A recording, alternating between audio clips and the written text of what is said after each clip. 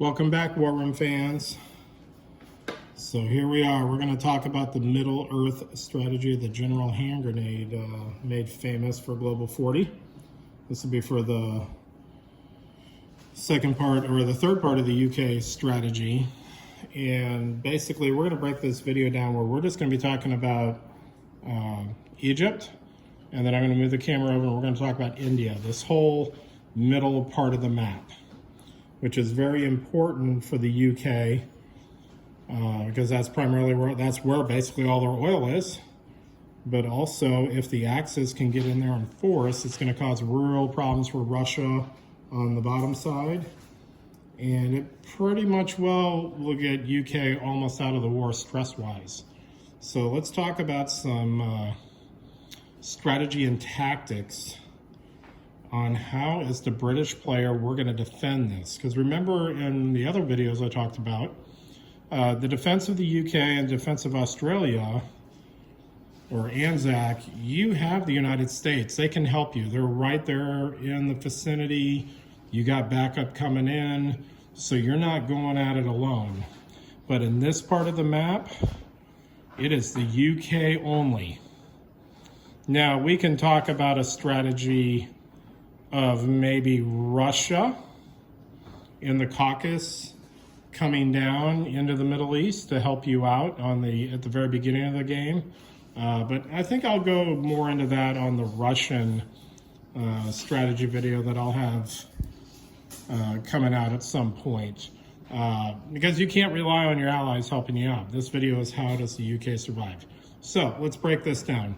So at the beginning of the game, you know, down here, a lot of guys in the forums say that if the Axis are hell-bent on taking Egypt, they're going to take Egypt. And there's absolutely nothing you can do to stop them. Well, that might be true, but it depends on your definition. And here, let me explain that. Okay, so there's the Axis when the game starts. Remember, guys, as I talked about on the first couple of UK videos, we don't know exactly what the Axis are going to do, specifically Germany and Italy here on the European front. But let's go under the assumption that the Axis have decided that Egypt, Middle East, this whole area is going to be a focus for them, okay? So the first plan they can do, which I've seen numerous times, is they basically bring in the 49th and the 113th, the 17th.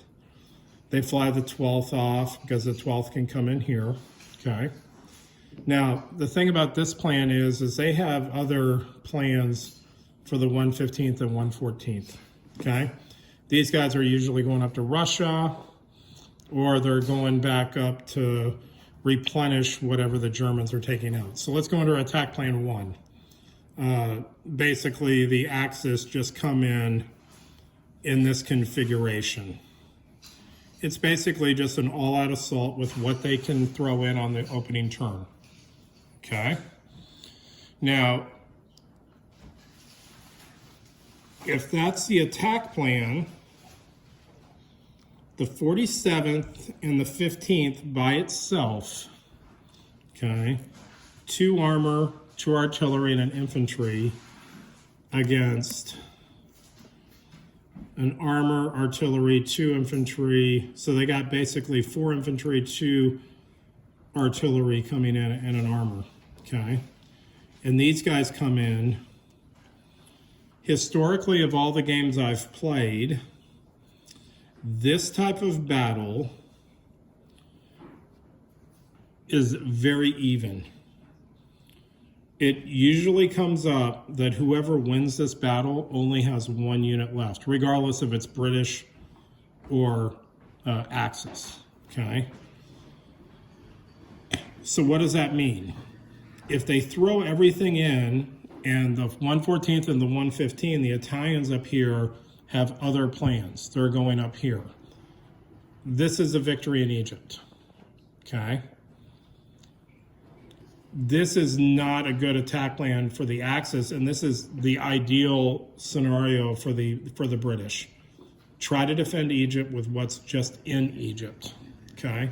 Now, one of the things you can do to hedge your bet is on your opening turn, you move the 63rd in, so now you've got another artillery and another infantry, okay?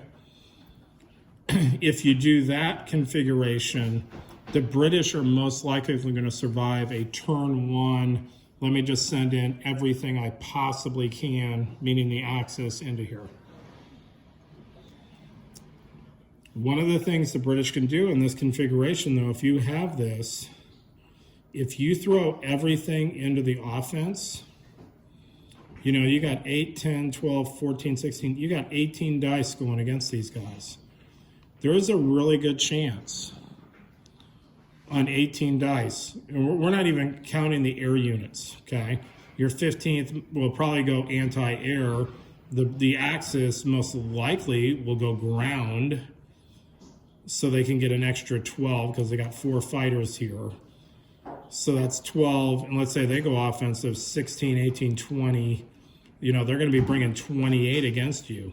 So 28 against 20, you know, you're looking at probably only having 1 armor left, you know, depending on how all these dice rolls come out. But this is an advantageous situation. Because at the end of the day, and we're going to talk about it also when we move over to the India side, is the big defense of the Middle East is the fact of the matter is that the Axis, these are their initial units. They do have the 59th here that's sitting in Tunisia. If they forego going to defend the coast, they can come in, but they only have a tank, artillery, and infantry. So that's the totality of Axis forces in Africa. What does that mean? If the 114th and the 115th dip, they come up here or they go over here, then if Italy goes, well, we'll reinforce North Africa on following turns. If they build land units on turn 1 here, they come out on turn 2. Turn 3, they're here or here, turn 4. So the Axis cannot get any reinforcements in this region until turn 4. Meaning turn 4, they're landing somewhere in this area that we're talking about. So the British need to leverage that the Axis in this scenario, it's almost like Egypt and the Middle East is an island. They have to bring naval units out to come out to protect their shipping, their guys coming over, and it takes them like an extra 2 turns to get here. So if you're killing off these guys and you reduce them down to just like 1 or 2 guys, well, 1 or 2 guys are not going to be romping through the Middle East and Iran and going crazy in Africa. You're pretty much, we're going to stall them out in Egypt. So the first attack, I shouldn't say attack plan, the first defensive plan of the Middle Earth is that you bring these guys down from the Middle East into here, okay? You bring the guys up, the 75th from South Africa up to the 75. Because remember, that's turn 1, turn 2, so turn 3, they can come in. You might go, well, it's only 2 guys. But let's just say this battle doesn't go as planned, but the Axis take it, but they only have 2 units. Well, now you have an equal size stack, kind of putting them in check. They can't just move out and start taking territory because you have guys here in the Sudan, okay? So that's kind of the first defensive plan, okay? Is move the guys in from the Middle East and keep your guys in Egypt, okay? The second plan, and this is the most likely plan if the Axis before the game decide we're taking the Middle East, we're hell-bent, okay? Well, what does that mean? That means it's gonna be a turn 2 invasion. So what's gonna happen is that most likely Well, they're obviously bringing in the first here into M3. They're going to bring the 115th off. They're going to bring the 114th off, okay? So they're going to make a heavy push to take this with numbers so that they can start threatening up here, and ideally, if the plan goes as they want, come up to the Caucasus or come on the back door of India, okay? So the most likely scenario is you're probably going to have the 12th out here, you're going to have the 17th out here, because they're going to want to try to kill these British ships. Now notice that the British, ship-wise, have a cruiser and a sub, battleship, cruiser, sub. So the Italians have the numerical advantage. Okay? So in this scenario, if you think this is how they're going to do it, you still bring in the 63rd down here, okay? Because if you consolidate your forces, you now make it so that they have to, this is like the linchpin, they have to take Egypt. They can't just bypass it, drop these guys. I mean, if they drop them in the Middle East and these guys are still here, okay, well, they're still having to contend with these guys. Now, one of the things, though, about this plan is if you think that's their strategy, okay, one of the things the British can do on the opening turn is that they think that's the plan down here, is Britain bids like one oil.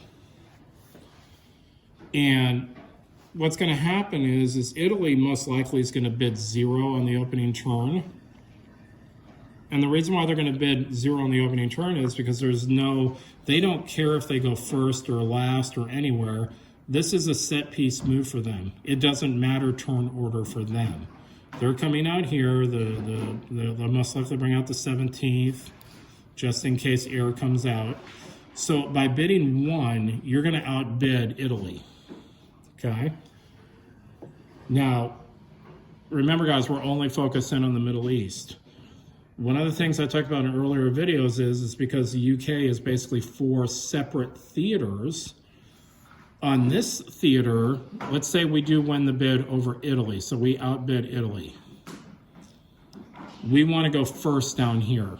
Now, over on the UK, when we talked about that strategy was the UK always wants the bid to go last. So right off the bat, we have one of those issues in War Room where on certain parts of the map you want to go first, on certain parts of the map you want to go second. So at a certain point you have to determine what is more important. On the opening turn, you're guessing, but if you guess right that they're not doing sea line on the opening turn, then this is the most important area to go first. And it also applies over here on the Indian side. You want to go first in this theater so you can kind of set up your thing, okay? And what do you mean by set up your thing, Ping State? Well, remember, guys, we have the 2nd Fleet sitting out here, right? In I-2. If you win the bid and you go before Italy brings all this massive humanity in here, you retreat the 3rd to the 2nd, and you form them into one big stack. So now you got 2 cruisers, a carrier, and a sub, okay? Now, why did we do that? So at the end of turn 1, the Italians come in here, they're all disappointed they didn't get to kill your fleet, okay? These guys most likely will go down here into Libya, and they're gonna have their, so that's kind of like what this situation is looking like at the end of the first turn. So when it comes to the second turn on this specific defense plan, once again, Britain wants to outbid Italy to go before Italy. Now,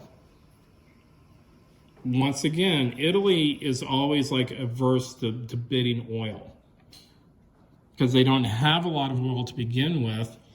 Plus, their situation is, even in this scenario, okay, once again, they're in a set piece. They already know what they're doing.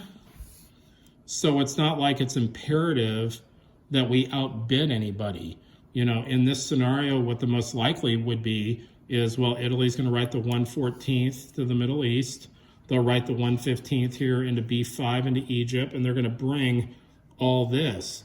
So when you put the 1/15th with these guys, now they really have a good chance of knocking out the British, keeping a couple guys alive here, also taking the Middle East in one foul swoop. So they take both territories in one turn. Okay. Now, here's the thing. If Britain outbids them, and this might be a turn where maybe Britain does bid too, if you're a little leery, or you think your Axis opponent has seen this video strategy, you form the second and third into one big group. You get to go first, right? You write, let's call it the second is the new group. They come up into here, okay?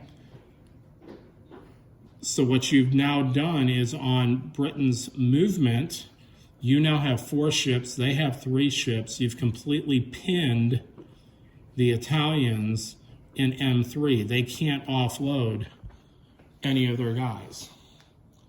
So now we're going to have a big naval engagement because most likely the 12th has written orders to B5, the 17th has orders written to B5. So they have no air support. You got 3 unit types against their 3 unit types, so there's no force advantage, plus you have port advantage. You have a carrier. These guys are pinned. So what if they, however they wrote their orders, they can't move now because you've pinned them. So depending on how this battle goes, you know, let's say you kill the cruiser and the sub, and they kill one of your subs and one of your cruisers, you now have them pinned for the 4th turn. So once again, they can't get off. They're pinned on movement. So as you can see in this strategy, by bidding to go first, these 4 units can lock down the Italian, any reinforcements coming in to reinforce Egypt, the Middle East, okay? And then remember, on the second turn, you're going to have guys here. And so if these guys are pinned down and it's just the 113th and 49th on the second turn, they might just cancel all these orders because they were expecting the 114th to come on and give them that extra push, okay? So that's one, that I think is like the best strategy to defend Egypt and the Middle East, is you make it a naval game right off the bat. Just don't let the Italians come in here and knock the 3rd. You need to consolidate them with the 2nd, okay? Now you go, well, why pull them back? Why not just move the 2nd up right off the bat on the 1st turn? Well, you can do that. You can go ahead and move the 2nd in there, but remember, when they come in initially, they're going to most likely have these fighters out here. They could even bring in the 15th, so they could bring in even more fighter support. You want to make it so that when you fight the Italian Navy, they don't have air cover. You just want to make it a straight up naval battle. So that's the rationale behind it. Instead of doing the battle on the opening turn, set it up so that these guys come back in on the 2nd turn, where it's most likely the Axis won't have air units assigned to M3. They're assigned elsewhere on, attacks, combat air support, and they're not out here in the M3 zone. You can usually catch the Axis off guard by doing that strategy. But once again, it comes back to, though, you don't want to rely on the random draw and turn order. You do need to bid some oil. Now, I'm not saying bid heavy, but bidding 1 or 2 will guarantee it, because Italy in this game, they only have 3 oil. Plus, most of their moves are set piece moves. It's kind of like the first 2 turns. They kind of know what they're doing, and it doesn't really matter what the Allies are doing. They're just moving to wherever they're going. So it's not like they're trying to you know, surprise attack or do an invasion by outbidding the Axis or the Allies. Now, the Italians, though, if you think you're playing against a really savvy Italian player and he's sitting here and your guys are out here, and you go, well, that might be a scenario where on turn 2 you go, well, at the beginning of the turn, well, he's got 3 oil. Well, I'm Britain, so I got 6. I bid 4. If they only have 3 and you bid 4, you're going to beat them no matter what they do, and ensure that you stop them. That's completely dependent on how you feel about the game. It's all based on game state, you know, your opponents, your personal feel on it. But if you do this and you can get them pinned here, you've just bought the Middle East probably 2 extra turns, depending on how this battle goes. You might even, if you get really fortunate, you could actually get 3 extra turns of defense here, where these Italian units are just sitting here and their only recourse is, so let's just say you do pin them, okay? On that second turn battle, they got 1 battleship, and let's say you have a carrier and a cruiser. Well, the Italian player is going to look at the situation and go, well, I only have 1 choice. Because I just don't want these guys sitting here, because I don't know how the battle is going to go. If I lose, you know, I could lose all my guys. So remember, they could always move back to the Balkans, or they can move into Libya for free.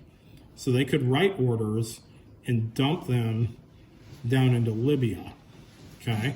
But once again, that's fine, because if these guys are up here, and on turn 3, these guys move in here, once again, Britain is gaining strength. Now, not at the same rate as the Italians did, because they just dropped in 7 extra units. But here's the thing, guys. You've dumped all of Italy here.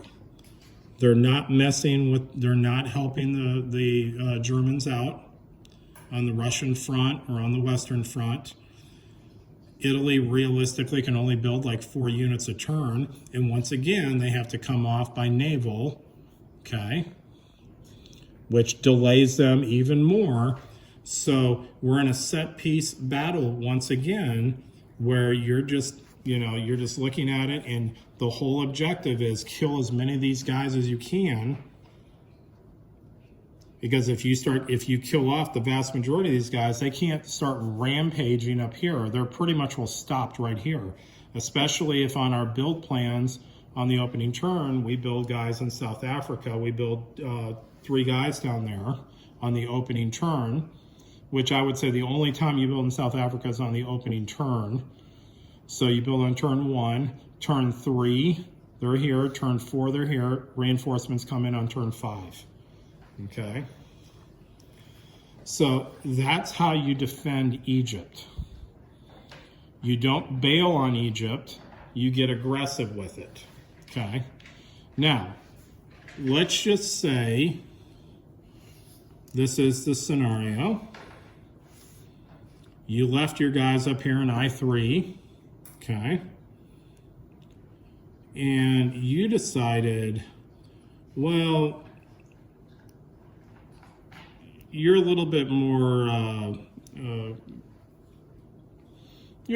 aggressive than what I like to see, Payne State.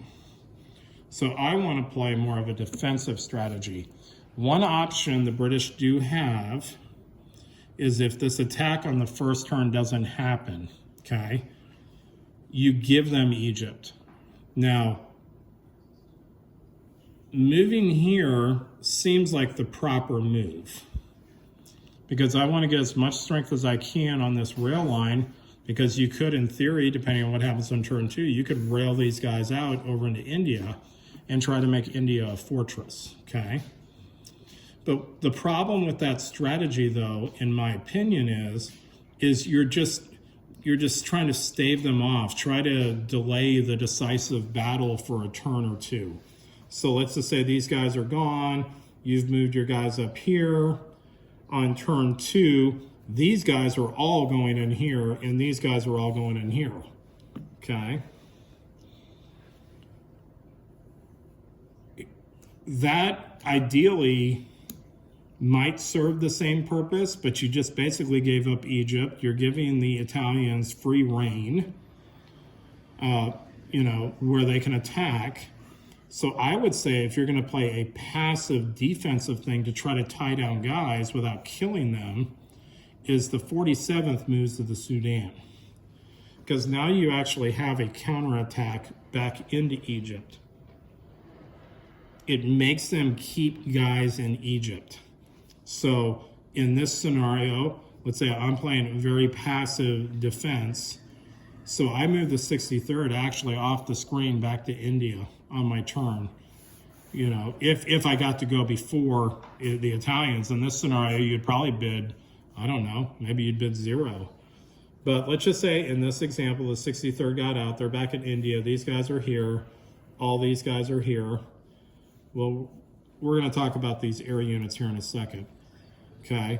So with the 47th and on the 3rd turn, these guys move up, well, that would be the 2nd turn. You now have enough force right here that these guys are completely pinned. They can't leave because you have enough units that if you get back up into Egypt, you can start causing problems up here, okay? So that's I want to play more of a passive defense and just try to tie them down in terms of, we're here, so any units in Egypt, the 49th and 113th are the most logical units that would be here. These guys now can tie them down, okay? And these guys aren't going to move. You're gonna have like a stalemate situation where now the Middle Eastern Italian attack is just these 2 stacks, okay? That's what's going to be going up into Iran and trying to flank India or come up into the Caucasus, okay? But, I mean, that's 5, this is 9 units. This isn't anything to just kind of be poo-pooing. I mean, that's a serious backdoor threat on India or the Caucasus. Not to mention they just took the Middle East and Iran, and you're going to have to come up with a plan to stop that, okay? So I think this plan, although it's a good defensive plan in the sense that whatever's in Egypt gets tied down, it doesn't account for these guys if Italy's bringing them down into the Med to make this big heavy push, okay? So the other plan I talked about earlier where we're going to bring these naval units up to try to pin them in M3, we're going to fight the war on the sea to keep these guys out, is the better plan, okay? But those are your two main options when trying to defend the western part of the Middle Earth strategy, okay? Now, how you go about it is completely up to you, because remember, guys, we're making these plans in the blind. We don't really know what the Axis are going to do. But the whole idea that if the Axis are hell-bent on taking Egypt, they can just take Egypt, goes back to the definition. If they take it and only have 2 units left, yeah, it's great, you took Egypt, but now they have to reinforce it, which the Axis, the way War Room plays, the Axis pretty much will make no effort to reinforce Africa once it's taken. After the initial plans have happened, regardless of success or failure, Germany and Italy are not going to be expending land resources on this huge campaign down here. Because remember, if they're coming out of Germany up here, they come down to the Balkans, that's one turn. So that's 1 turn here, 1 turn here, 3. So it's basically 2 turns of movement attack on the 3rd turn. So if you're talking about reinforcements, well, I'll make a reinforcement stack somewhere up here in Germany. So they build it on turn 1, comes out on turn 2, turn 3 they're here, turn 4 they're here, turn 5 they're here. So it's a, you know, even though it's just a jump across the med, it's 3 extra turns just to get them there. So the Axis player is not going to commit most likely to that scenario. So that's why I come back to the make your stand here and kill as many Axis units as you can. And what I mean by that is their land units, okay? The ideal scenario is you control M3 with your Navy. You bring this Navy up here on that second turn, you now have naval numerical superiority, and you tie down that Navy. It locks down everything coming off on the initial builds. It basically just relegates the Axis to whatever they have in Africa. So that is a major component of defending the middle part of the map. And when you're playing the global game, it's probably a good idea for Britain on that opening turn to go ahead and make sure that they're in front of Italy. Because Italy down here is their that's really their only person they're competing against. And what I mean, specifically what I mean by that is it's a competition against this naval unit. You can't let this naval unit have superiority in M3 because this naval unit then ensures that whatever they bring out here will get in over here.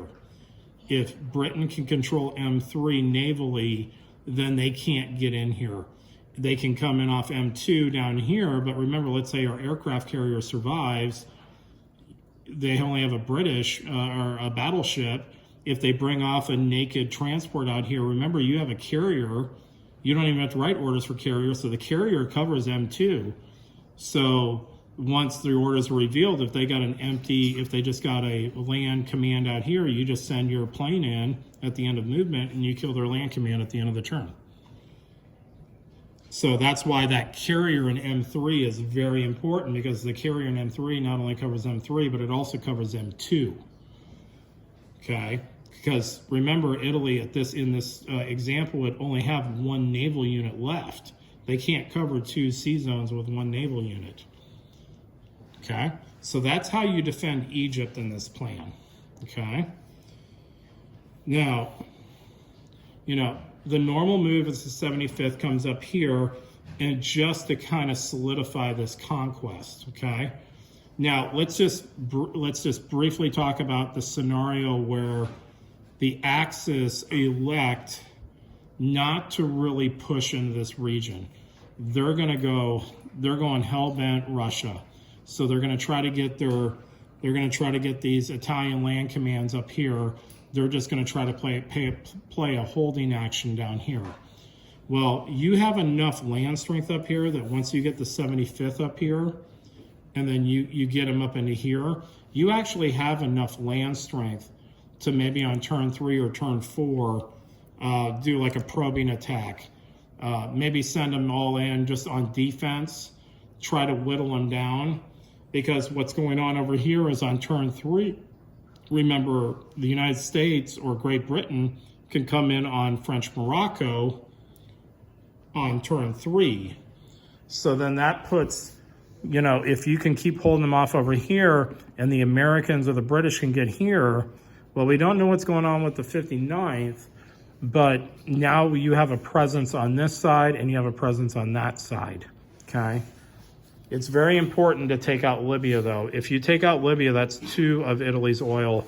And basically, Italy, without Libya, their resource count is heavily depleted. I mean, 2 oil and an iron might not seem like a lot, but for Italy, that's a huge loss. Okay? Now, let's transition down here just real quick. Looking over here. What do we do with this South African A9 unit? Okay. I'm going to pick up the camera here. The A19, because the way this C zone is, you know, to come up to I3 is 2 moves. Okay. we want to send them to the med. That's 2 moves. So that's 2 turns. They can't even get to the med till turn 3, okay? Now, here's what I propose. Because of the way the C zones are, A19, and you move them out to I5, okay? Now, well, why would I send them to I5, okay? Well, let's just say we're doing the plan of we're going to retreat the Navy down here and consolidate them up into a big unit. We got this Navy down in I5, okay? That presents a choice for the axis. Now they don't know exactly what you're doing. Because remember from I5, we can jump all the way over to P16. So now this comes into the point where the Japanese, that 9th fleet, the 9th fleet for Japan's entire purpose in this game is to defend those money islands. That's its purpose, okay? If a Japanese player ever moves that 9th out of the money islands, this will come into the Anzac strategy. That's when you can jump all over those money islands. Because that aircraft carrier in the 9th will always protect the money islands from naked land commands. If they move, if the British move any units in P15 or P16 by themselves, land commands, they can just fly that air unit. Well, they can only protect P16 in this configuration. Normally the 9th will move back to off of Borneo so it can cover all these like C zones, or P16 is the ideal zone where they can cover all 3 zones with their aircraft carrier. Okay, well, enough of the Japanese part of this plan. So the whole idea here is now Japan has to worry about, is the 9th coming up to challenge the Japanese fleet? Are they coming up to form up, wait 1 turn, form a 6-unit naval command? Now, what they don't realize is what we're going to do is we're moving those guys back up into the med, and then these guys will jump up into I2 as the backup Mediterranean reinforcements, okay? It's important, though, in this game, guys, that you move your units in such a way, if you can, this is a scenario where you can, where you get players looking at like the 9th, like, well, he's got multiple options. You're making them have to think. Making your opponent think is a very good thing, because more than likely, they're not going to be thinking what you're thinking, and they're going to make a reaction and to what they think you're going to do, and that might present an opportunity in the next turn, because they might move, let's say, the 9th out of position, or, you know, the Italian player didn't even see this move coming up in here, and now everything is thrown awry, okay, based on, you know, what they assumed you were doing and not what you're actually doing, okay? Now we're gonna transition over to the India side of the eastern side of this Middle Earth strategy. Now, the first thing we're gonna do, though, in order to help India, is the #1 threat against India from Japan is through air power. That's primarily how they generate all their land attacks. So how we're going to defend India from the air attacks is out here on Gibraltar, on that opening turn, we're going to write an order for the 13th to fly to M2, okay? Now, depending on what Italy's doing, it's possible the 13th might tangle with the 1st. We might lose a fighter. Catastrophic scenario, we lose both of them. But let's just say for this example, they moved over there. They did let's just wait a turn strategy, so their Navy's here. So when the 13th does its rebase, it's going to fly to the Middle East, okay? The 15th is going to basically boogie out of Egypt, and it's going to fly to Iran, and then on its rebase, it finds itself in India, okay? So now notice what we're setting up here, guys, is the 13th on the second turn is going to be in India. The 15th is already in India, okay? Now, and then India itself has the 16th has 2 fighters in it. So we've set it up on turn 2. We're going to have 5 fighters here. Now way over here, okay, that Anzac 12th. Here's the deal, guys, with Anzac. Those two fighters aren't going to do anything to help stave off Australia. If Japan comes crashing into Australia on turn 3, the 12th can do nothing to stop them. So here's what we're going to do to help out India. The 12th flies into P14, okay? Once again, depending on what the Japanese do, if they don't move this stack, you know, you're going to tangle with some, you know, there's a possibility you could run into a scenario where Japan has crashed everything into P14. They got air units in there. Well, the 12th just ran into a hornet's nest and most likely is going to die, okay? But there's a certain point where you just have to just play it by the numbers, because what we're trying to do is the 12th will fly up to here. They're going to rebase into Yunnan, where the Szechuan chicken is made. And then on the second turn, they're going to be in here. So basically, on the second turn, what has happened, if everything goes to plan, Britain now has 7 fighters in India. Okay? Now, very similar to over here, Japan has the exact same problem that Italy and Germany does trying to get into Egypt, Middle East. And their challenge, though, is really, it's a real big challenge.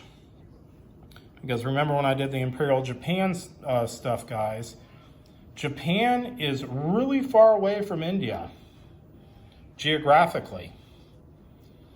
So whatever they send down to try to attack India, okay, whatever Japan sends down here from Japan takes 4 turns. You know, they go, that's turn 1, they come off P0, P14, 1 turn, 2 turns, 3 turns, 4 turns. So look at what Japan, though, actually has down here. They've got 3 2 stacks, so they got 6 guys, 3 artillery, 3 infantry. They've got up here an artillery and 2 infantry. So they've got 5 infantry and 4 artillery. That's all they got. Okay? So that's why I was saying that getting these planes down here is because remember when I did the Calcutta crush plan under Imperial Japan on how to take India on turn 2?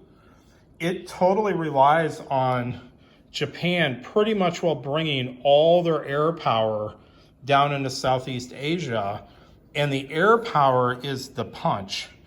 That's how they get their combat factors up to be able to overwhelm, you know, this stack of 5. Because one of the things is kind of like when I was talking about over here on the other side of the map, the 1 turn you build in South Africa is on the first turn. India, you always build 5 land units in India on the first turn. After that, it's all game dependent, where the board is sitting. Is India really being threatened? Because I'm going to talk about the counter-punch strategy, where you're going to have to start building in the UK. You can't make India your fortress. Sometimes, I know in our games we've been playing, it's kind of like the UK is so hell-bent on this India thing that they make kind of like this their primary factory base, and they don't build any units on the European map to help the Americans. Whereas that would be the better place for them to build units, because then they can double down with the Americans to really put the hurt on Germany. So, but on the opening turn, you need to build 5 ground units here, because if you build 5 ground units here, on the end of turn 2, you're going to have 10 guys. That's more than what Japan even has to bring in, okay, depending on the Japanese strategy. And you can look at some of the Japanese strategies for Imperial Japan I did, where I did like the J4 slow burn, where we slowly build up Southeast Asia, do a strat bombing campaign.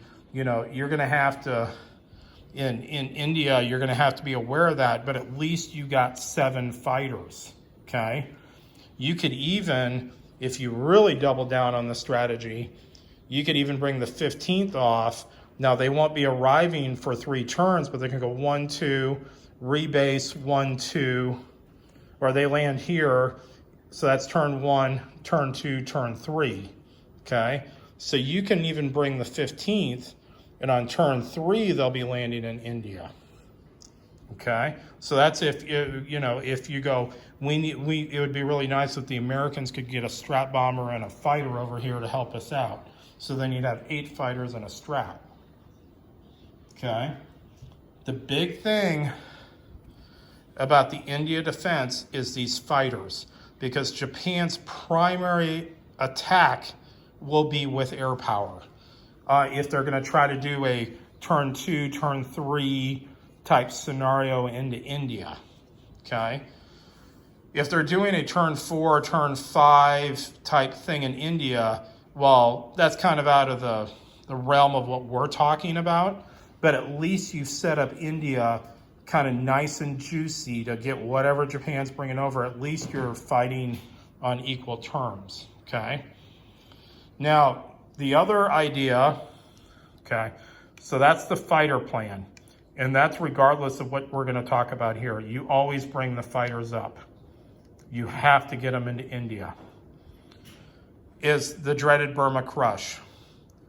So on the opening turn, you bring in the 60th, you convince your Chinese brethren to come charging in, and you basically build yourself a buffer so that India can have at least a 1-turn warning where, you know, the Japanese are going to have to fight their way through Burma before they can get to India.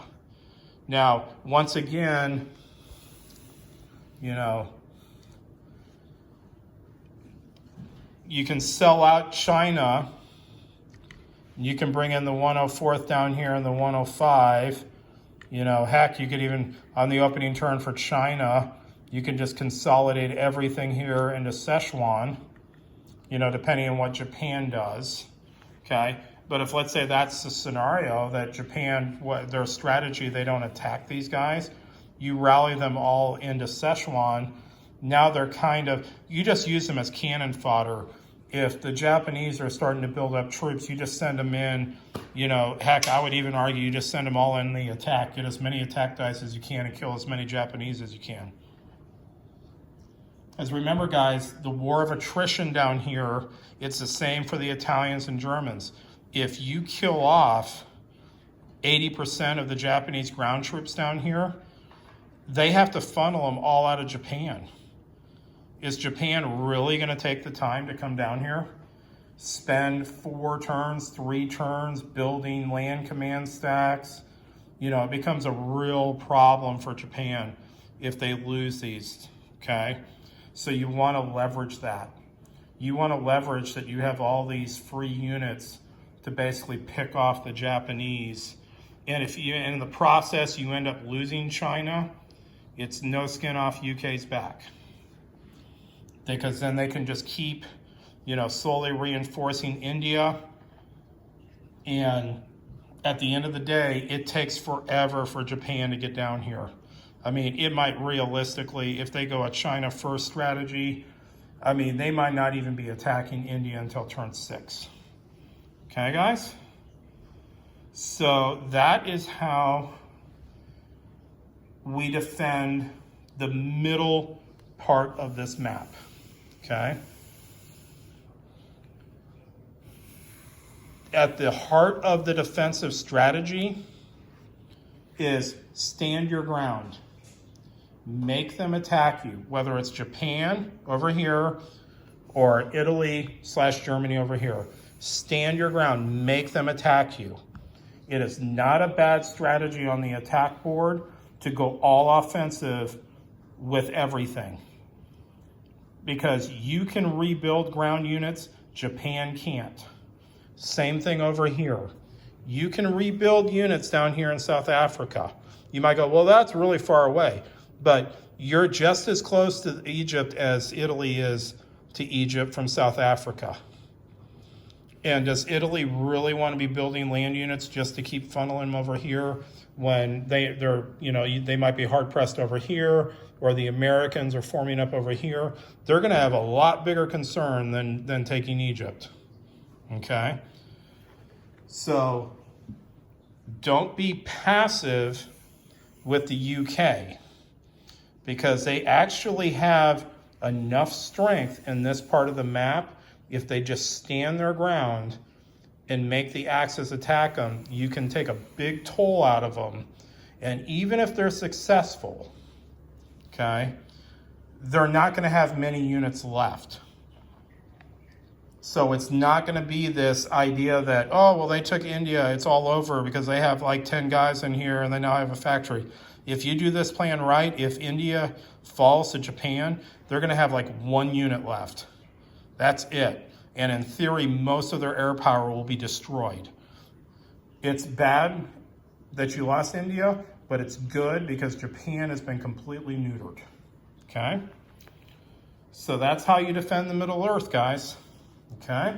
So I'll be back with the Anzac strategy.